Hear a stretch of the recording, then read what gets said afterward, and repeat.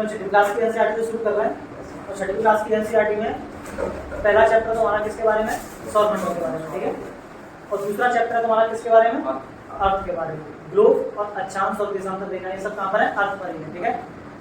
तो सबसे पहले अपन सेकंड चैप्टर को पढ़ेंगे, क्योंकि फर्स्ट चैप्टर को समझना है, उसमें ब्रह्मांड को, है ना, ब्रह्मांड को समझने के लिए हम जिस ग्रह पर रह रहे हैं उस ग्रह को पहले ठीक से समझ लें, ठीक है। इसको अपन अर्थ कह रहे हैं, पृथ्वी कह रहे हैं, ठीक है। तो पहले हम इसको समझेंगे, उसके बाद हम फर्स्ट चैप्टर पे आ जाएंगे, फिर फर्स्ट चैप्टर को पढ़ेंगे, क्या नाम है उसका, सौरमंडल, ठीक है।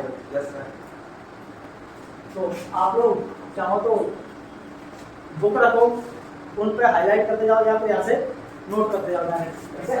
चैप्टर 2 इसका नाम क्या है, ग्लोब, अक्षांश एवं देशांतर, ठीक है, ये इसका नाम है। आप लोग जैसे एनसीईआरटी पढ़ते बैठोगे तो एनसीईआरटी पहले आप लोगों से थोड़ी सी बातचीत करेगी, है ना, और बातचीत करा के बाद में जो निकल के आएगा सबसे एंड में पैराग्राफ में वो निकल के आएगा कि ग्लोब क्या है ना, व्हाट इज ग्लोब। तो सबसे पहला ये क्वेश्चन होगा एनसीईआरटी का कि ग्लोब है क्या। तो ग्लोब क्या है आप लोग बताइए, पृथ्वी का नमूना है ना, हाँ, तो वास्तविक नमूना है, कैसा नमूना है, वास्तविक नमूना है। तो ग्लोब पृथ्वी का लघु रूप है, कैसा है, छोटा, बस एक लाइन लिख देना, ग्लोब पृथ्वी का लघु रूप है ना। ग्लोब क्या है, लघु रूप में वास्तविक पृथ्वी है ना।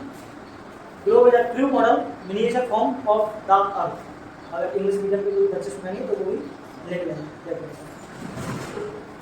तो इसमें एक वर्ड आया क्या, पृथ्वी का लघु। अगर मान लो हम यहाँ पे खड़े हुए हैं, क्या हम वहां को देख पाते हैं, पूरी खड़े हो गए नहीं देख पाते, मतलब जहाँ रह रहे हैं कोई जगह हमें नहीं दिखाई दे रही, इतनी बड़ी पृथ्वी है वो कैसे दिखाई देगी हमें। तो कुछ तो मैकेनिज्म सोचना पड़ेगा, कैसे देखें पृथ्वी को।